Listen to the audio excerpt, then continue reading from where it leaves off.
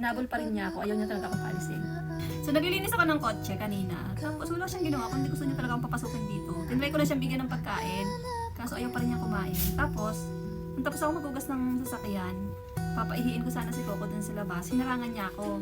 Ayaw niya talaga akong paalisin at pinipilit niya akong papasukin dito sa loob. So, akala ko naman gusto lang niya ng pagkain.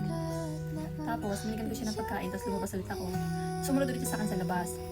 Tapos, sabi ko saglit lang, tatapusin ko lang yung aking ginagawa. Pero ayaw niya tumigil, nakakatawag sa akin. Kaya ang ginawa ko, pumasok ulit ako dito sa loob. Umupo siya dito. Ang gusto niya, mahiga ako dito sa kanyang tabi. Hindi ko alam kung anong drama niya. Tapos nahiga ako saglit. Tapos lumabas ulit ako, tinapos ko na yung aking kinakarwash. Tapos, nung tapos na ako, papaihiin ko na si Coco.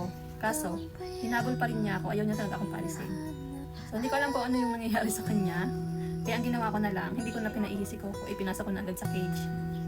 Tapos yan, nandito na kami dalawa, magkatabi na kami. Ayan. Ganyan lang palang gusto niya. Gusto lang niya akong katabi. Eh di wow.